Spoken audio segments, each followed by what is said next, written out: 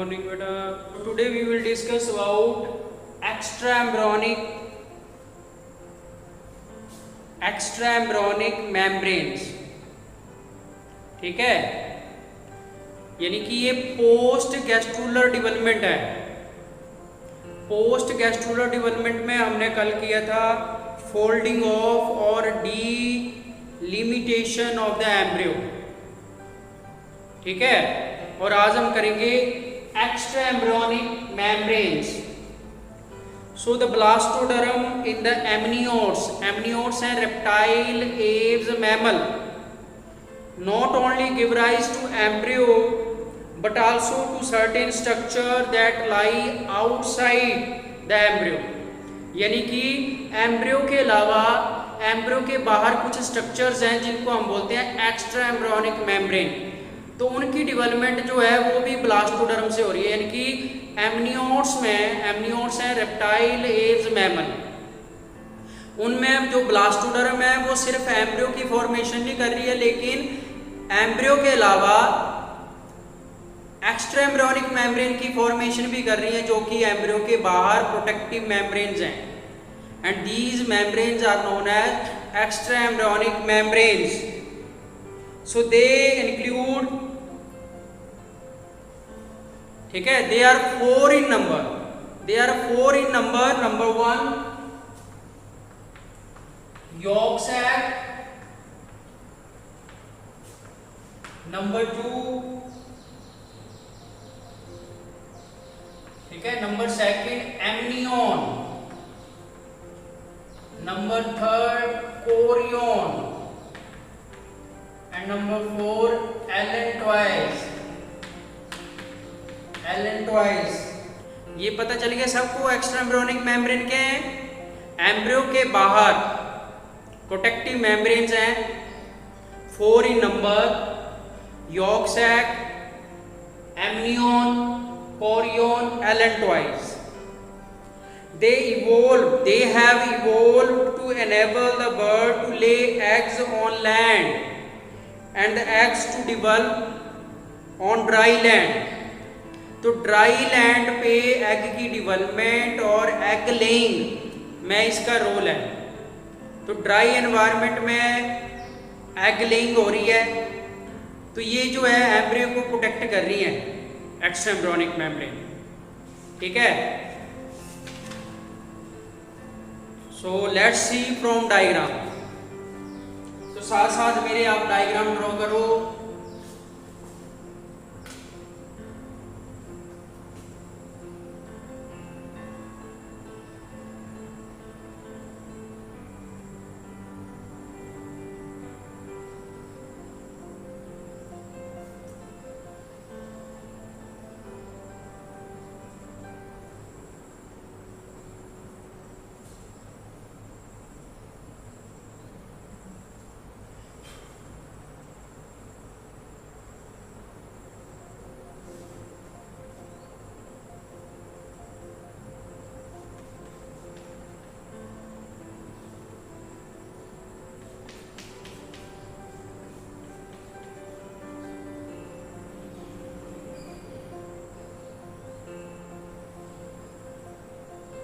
तो ये एम्ब्रियो है, मेन एम्ब्रियो प्रॉपर.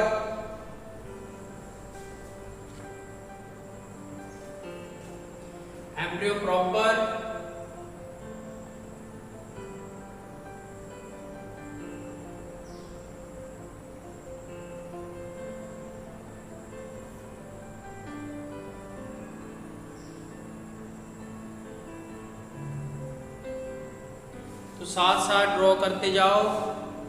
ये मेन एम्ब्रियो पार्ट है और इसके बाहर एमनियन लेयर है जो कि एक्स्ट्रा एम्ब्रियोनिक मेम्ब्रेन है. ठीक है,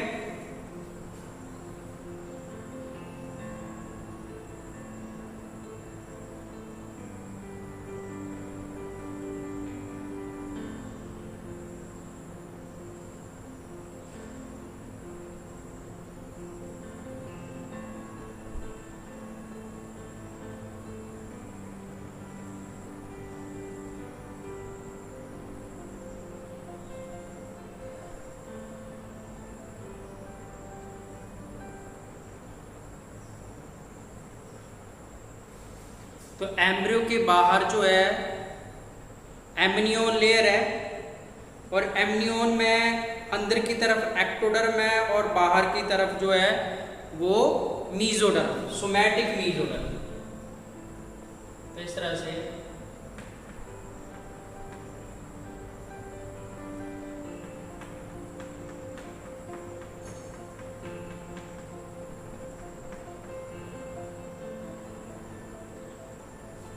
तो जो मैंने डार्क लाइन में ड्रॉ की है, ठीक है, वो है सोमैटिक सॉरी एक्टोडर्म, और जो बाहर की तरफ डॉटेड फॉर्म में ड्रॉ की है वो है सोमैटिक मीजोडर्म। दोनों लेयर को कलेक्टिवली बोलेंगे एमनियोन।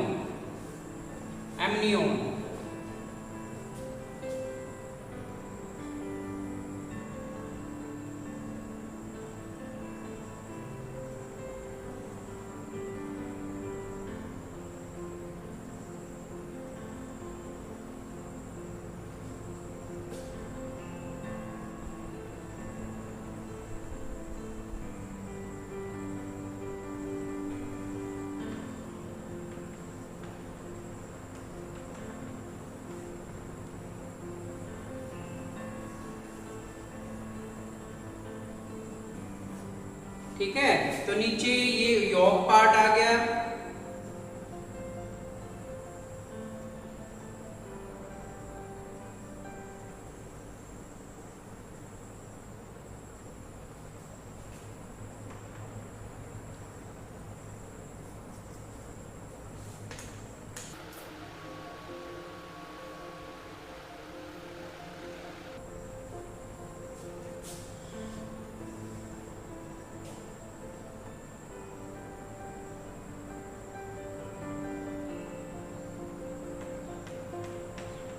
तो ये यॉक सैक में अंदर की जो डार्क लाइन है वो तो एंडोडर्म है, और बाहर की तरफ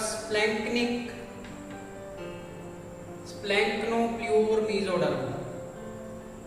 ठीक है, तो ये यॉक सैक है। यॉक में देखो, यॉक सैक के जो अंदर वाली लेयर है उसको एंडोडर्म बोलेंगे, और बाहर जो मैंने डॉटेड फॉर्म में ड्रॉ की वो स्प्लैंक्निक मीजोडर्म।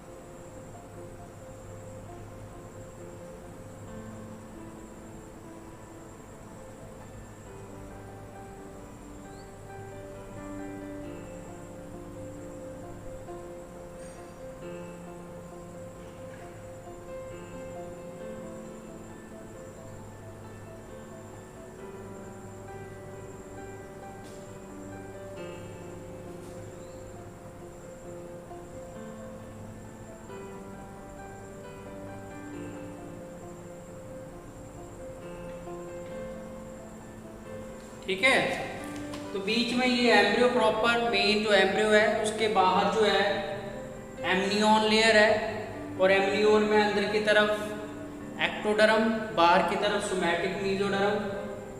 ठीक है, और जो ये वाला पोर्शन है उसको बोलेंगे यॉक सैक। यॉक सैक के अंदर की तरफ एंडोडर्म है और बाहर की तरफ स्प्लैंक्निक मीजोडर्म जो डॉटेड फॉर्म में दिखाई है। ठीक है, और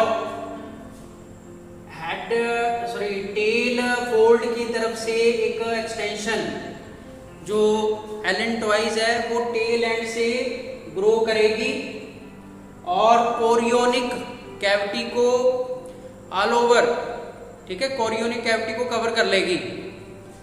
जो आपकी बुक में डिफरेंट स्टेजेस दी हैं डेवलपमेंट के, तो जब हम, ठीक है, आगे डिस्क्राइब करेंगे तो मैं आपको साथ साथ बताऊंगा कि कैसे ये फॉर्मेशन हुई।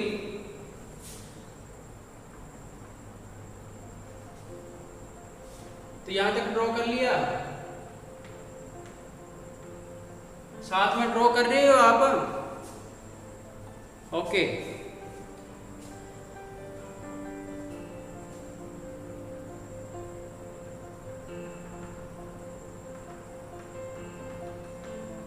ये सबसे बाहर कोरियोनिक लेयर है। कोरियोनिक लेयर में भी, अब कोरियोनिक लेयर में जो एक्टोडर्म है वो बाहर की तरफ है, और मीजोडर्म जो डॉटेड फॉर्म में मैं ड्रॉ कर रहा हूं वो अंदर की तरफ है।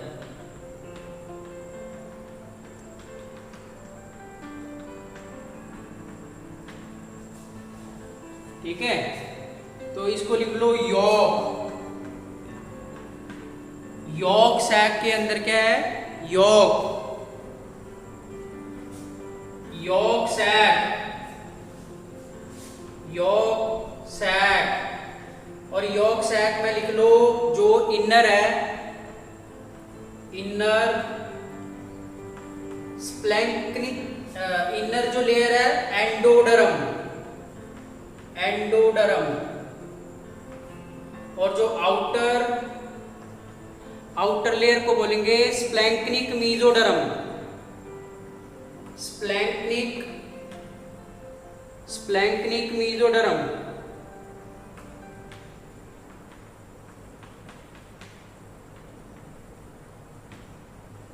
स्प्लैंक्निक मीजोडर्म, स्प्लैंक्निक मीजोडर्म। ये सबसे बाहर कोरियोन लेयर है, कोरियोन, जिसमें outer ectoderm and inner, inner जो है somatic mesoderm, somatic mesoderm, mesoderm, somatic mesoderm, somatic mesoderm. ये बीच में जो पोर्शन है एम्ब्रियो, एम्ब्रियो के ऊपर जो कंसेंट्रिक फॉर्म में जो आर्च है उसको बोलेंगे एमनियन, एमनियन। एमनियन में जो एक्टोडर्म है, एक्टोडर्म वो इनर लेयर है, और जो सोमैटिक मीजोडर्म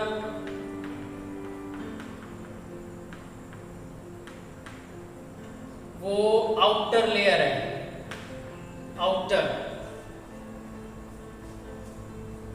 इसको बोलेंगे कोरियोनिक कैविटी, कोरियोनिक कैविटी। इसको बोलेंगे एलेंटोइक कैविटी, एलेंटोइक कैविटी। और जो एम्ब्रियो और एमनियन लेयर के बीच में जो कैविटी है उसको बोलेंगे amniotic cavity, amniotic cavity, amniotic cavity. ठीक है, और जो बाहर ये डॉटेड फॉर्म में नजर आ रही है आपको लेयर, इसको बोलेंगे vitelline membrane, vitelline membrane, membrane, vitelline membrane. और ये वाली जो लेयर है इसको बोलेंगे एलेंटोइस, एलेंटोइस, एलेंटोइस, जिसमें दो लेयर है, एक एंडोडर्म और एक स्प्लैंक्निक मीजोडर्म। जो एंडोडर्म है वो अंदर की तरफ है, ठीक है,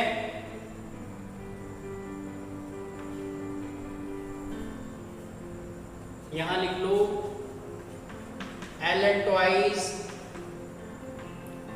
ट्वाइस में 2 लेयर है, जो इनर है वो एंडोडर्म और outer splanchnic mesoderm.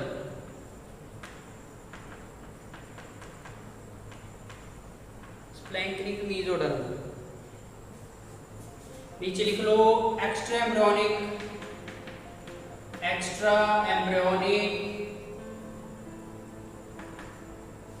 membranes of chick embryo।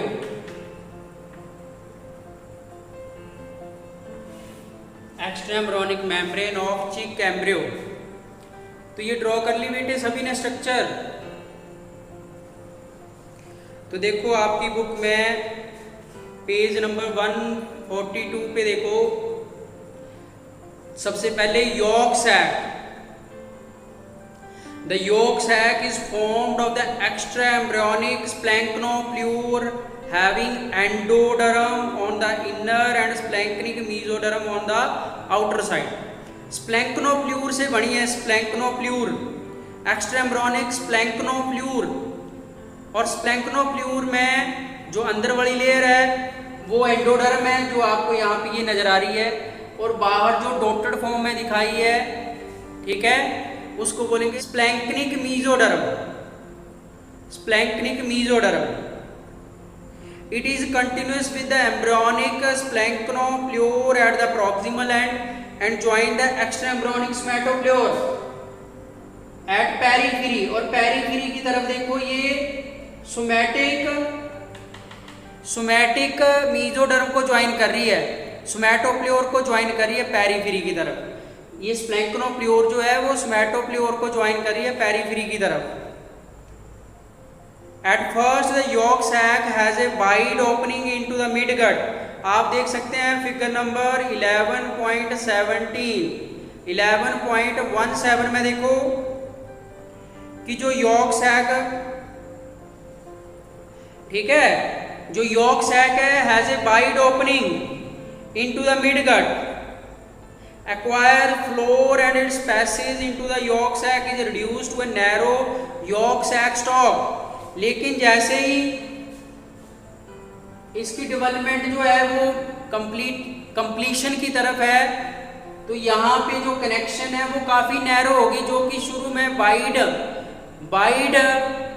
Opening थी, अब ये नैरो होगी। अब इसको बोलेंगे yolk sac stalk. Yolk sac stalk और umbilical stalk. The opening of the yolk sac into the midgut is called umbilicus. तो देखो यहाँ पे यॉर्क सैक स्टॉक जो है वो एम्ब्रियो की जो मिडगट है, मिडगट में ओपन कर रहा है ये थ्रू एम्बिलिकल कोड, जिसको हम बोलते हैं अम्बिलिकस। अम्बिलिकल कॉर्ड को बोलेंगे अम्बिलिकस। तो यहाँ पे अम्बिलिकस जो है वो मिडगट में ओपन कर रही है, यानी कि अम्बिलिकस एक बीच की कनेक्शन है जो यॉर्क सैक स्टॉक को या यॉर्क को कनेक्ट कर रही है मिडगट के साथ। यानी कि जो यॉर्क सैक में, ठीक है, डाइजेस्टिव फूड है वो मिडगट में किसके थ्रू जाएगा? अम्बिलिकस के थ्रू, ठीक है। पर देखो लिखा है कि however it never involve the yolk fully, लेकिन यॉर्क सैक जो है वो यॉर्क को फुली एनवेल्प नहीं कर रही है। यॉर्क सैक जो है वो यॉर्क को फुली एनवेल्प नहीं कर रही है। जो नीचे वाला पोर्शन है वो विदाउट एनवेल्पिंग है, विदाउट एनवेल्प है, बिना कवरिंग के, वहां पे कोई कवरिंग नहीं है यॉर्क सैक की, ठीक है। A small passage is left on the ventral side to absorb the remains of the albumin। ये स्मॉल जो है विदाउट एनवेल्पिंग जो पोर्शन है ये किस लिए है? एल्ब्यूमिन को एब्जॉर्ब करने के लिए, ठीक है। The development of yolk sac begins before the egg is laid in the form of yolky endoderm spreading over the yolk. ठीक है, तो yolk sac की जो डेवलपमेंट है वो एग लेइंग से पहले ही शुरू हो जाती है. On the first day mesoderm join it.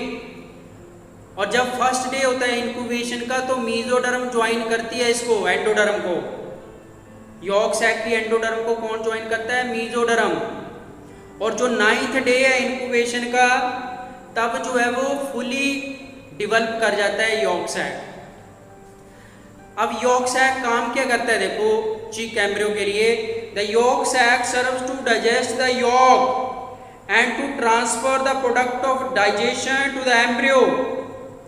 ठीक है, यॉर्क सैक जो है वो डाइजेशन करके उसको डाइजेस्टिव फूड को एम्ब्रियो की तरफ ट्रांसफर करता है.